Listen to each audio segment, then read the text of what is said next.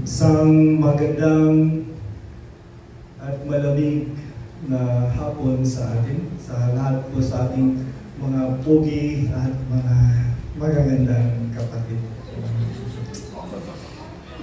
Tingin? Ayun. Okay. Notes, pinabili mo talaga ako. Nag-aalok talaga yung pag-ibig ko sa Diyos. So, kasi sabi niya kanina, hindi daw siya pupunta pa na dito siya. Lakas mo talaga yun. So, ang title this afternoon, this guidelines is, Ako ang totoong pagkain at inumin. Mababasa yun mamaya yan kasi nag-prepare ako ng hangouts dito. Just in case na wala kayo kundi. Kasi katulad ni Gabs, naantok, baka magising. Okay? Ako ang totoong pagkain at inumin. Itong sa wika ni Jesus. But before ako papasok sa this invitation or this word from Jesus is, let me begin with a reality na nakikita natin at nadarama natin lately.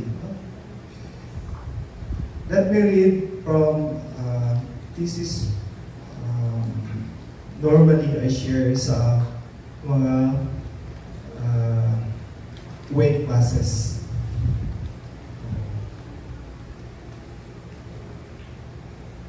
Life is full of partings. Ang buhay ay puno ng paghihiwalay.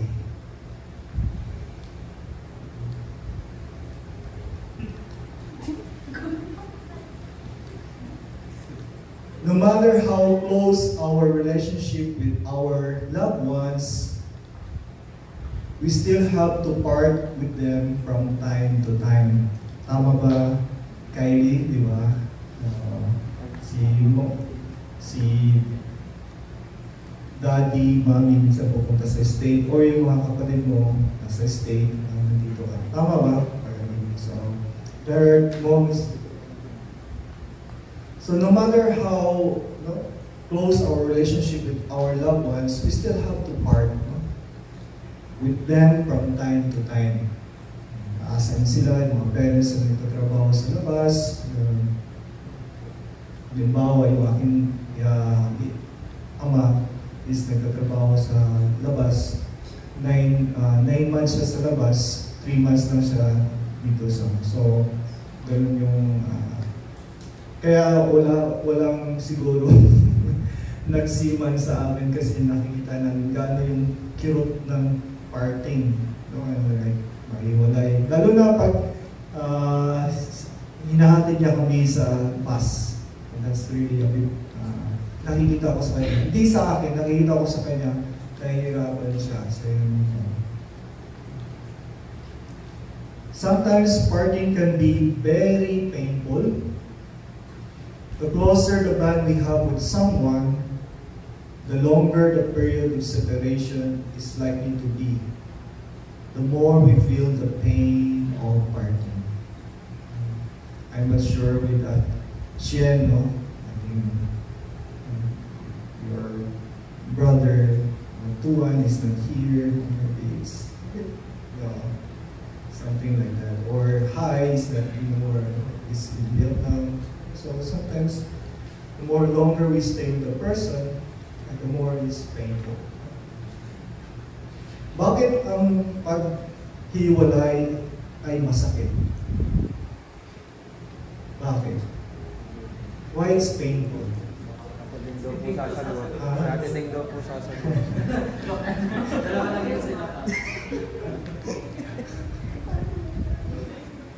Bakit? Una, because it is only when we have to part or separate with people that we realize how much we love them. Sabi ni Khalil Gibran, love knows not its own death until the hour of separation. ang pag-ibig ay hindi nalalaman kung gaano kalalim until sa oras ng paghihiwalay. In fact, the full worth of a friend may not become apparent to us until he or she has actually gone from us. Sabi ni Gibran, what we most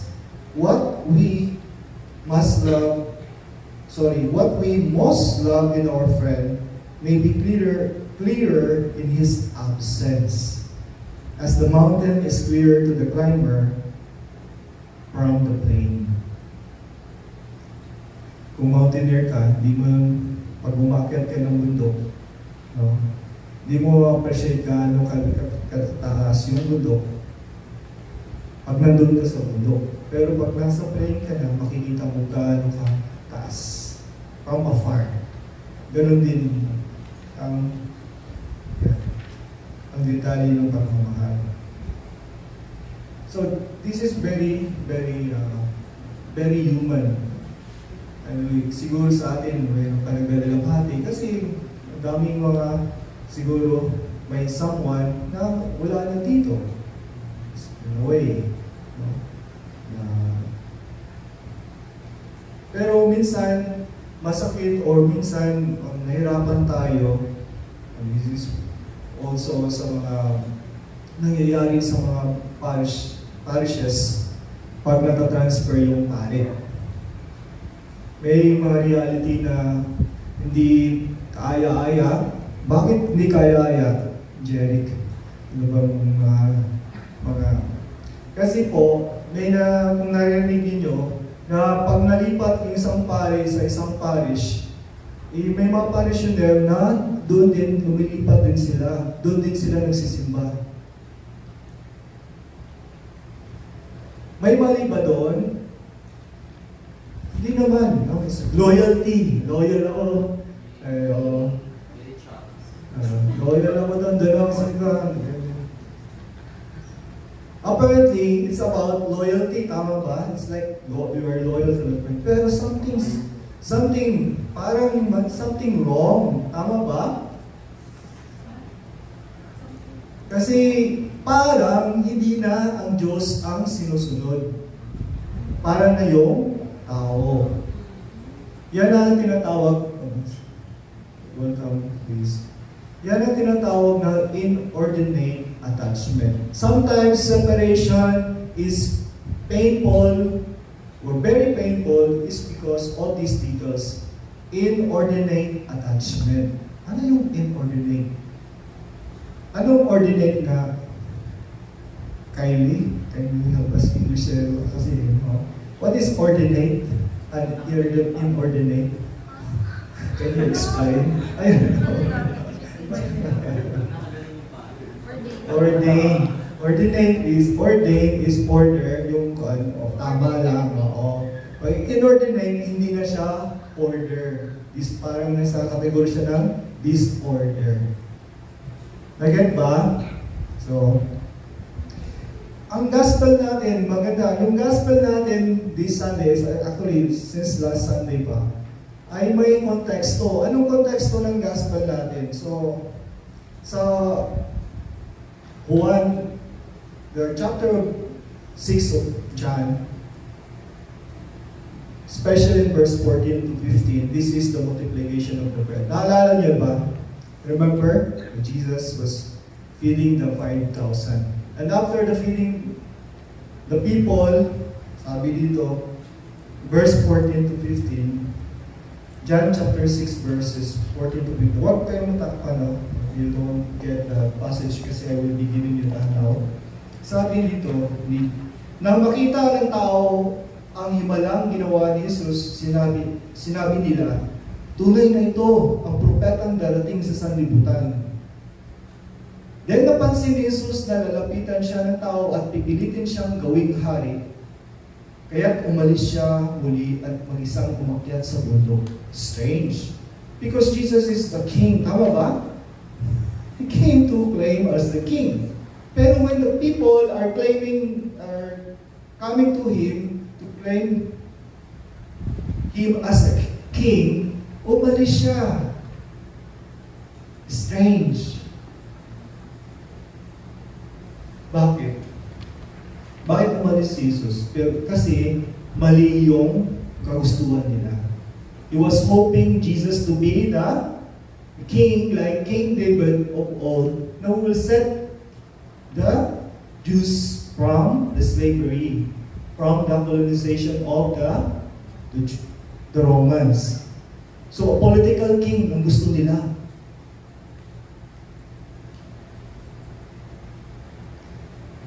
Familiar ba?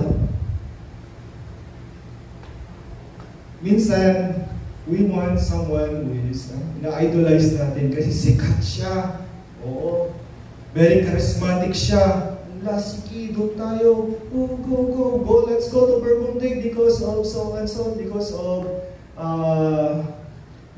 sino ba? Kuya Gabs. Very charismatic. Gusto ko si Kuya Gabs. Cute ni Kuya Gabs. Tama, hindi tayo naniniwala talaga sa mga The same with us, no? Sino bang friend gusto nating maging friend sa school? Yung pinaka-bright. Lalapitan natin yun. No? Friend natin yun. Kasi they will be our salvation during exam. Diba? Friend kayo. O di kaya sa office, ayun, yung malaking sahod dyan, di ba? Friend, Adidar! Ganun. And sometimes, hindi talaga, okay, I would admit, no, I also have my idols, no, idol ko sa basketball. Sino bang idol ko sa basketball? Si Kawhi Leonard. Bakit? Very humble, magaling sa depensa, magaling scorer. Humble lang siya. Parang Burgundy. Humble lang tayo. Oo. Yung gano'n. Pero yung mga flashy na mga player, hindi siya mag-Burgundy. For example, between Messi and wala dito si Felipe, pero recording to di ba? Cristiano Ronaldo at saka si Messi. Bakit gusto ko si Messi? Kasi very humble siya Pag naka-score siya, hindi siya gagawin. Score! No! Anong gagawin niya? He makes sign of the cross and he point up. But of course, we know that was for his lola. No? But he's pointing up. And for me, this is really nice, the gesture of Jesus. Even he himself, does not want to be humanly idolized. And the other person that came, si John mismo, the precursor of Jesus, in John 1:3, saan ba sa Tagalog? 1:3, Kapitulo 30. Tama ba? 1, versikulo 3, Kapitulo 30. Ayan. Chapter, di ba? Versikulo is 30. Kapitulo 3, versikulo 30. Okay. Get na niyo? John chapter 3, verse 30. Sabi ni Juan, dapat si Jesus may taas at ako may baba. The context of this is they were asking John, are you the Messiah? Are you the prophet that we are waiting? Kasi there was a lot of followers na si John. And do you know that Jesus was once a disciple of John? Do you know that?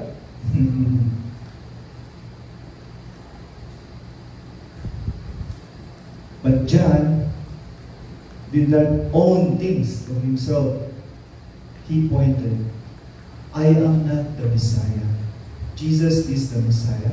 I must decrease so that He will be increased in my life. Minsan, di maiwasan that there are people who own things. Ako to, no? And that one is in Davao, based in Davao. And I think his name is Kibuloy, no? No.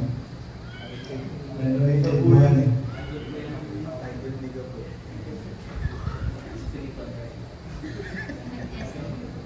The funny thing is, hindi siya matakip-takip dahil marami siyang loyal sa kanya.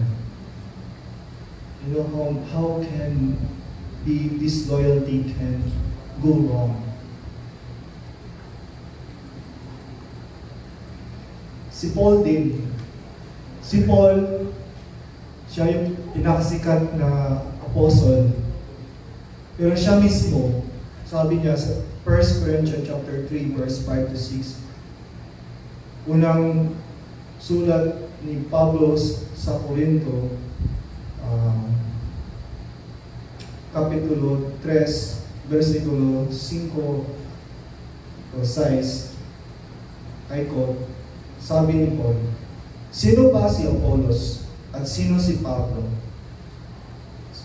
Kami mga lingkod lamang ng Diyos na kinasangkapan niya upang akayin kayo sa pananampalataya kay Kristo. Ginawa lamang ng bawat isa sa amin ang tungkulin ibinigay ng Panginoon. Ako ang nagtanim, si Apollos ang nagdilig, subalit ang Diyos ang nagpatubo at nagpalago. Ano hindi? Ang nagpalago ay yung misyonero. Ay, ako yung nagpalago.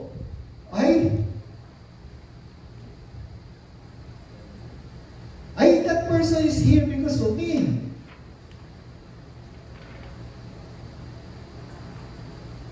Ako ang nagtanim, si Apollos ang nagdilig, subalit ang Diyos nagpatubo at nagpalago. Ang Diyos. Bakit ka nandito? Dahil sa Diyos.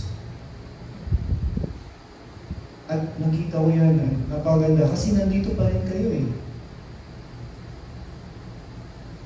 Siguro yung ina-idol nyo wala na dito, pero nandito pa rin kayo. Bakit? Kasi ang totoong idol nyo ay nandito.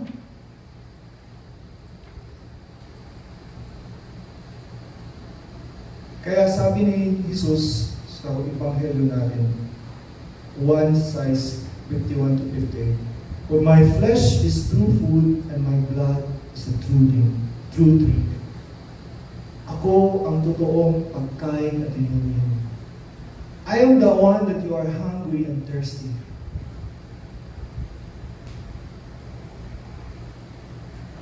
And Jesus this afternoon, inimbita niya tayo, kainin natin siya. Paano kakainin? Let His life, let His word be our source, be our foundation.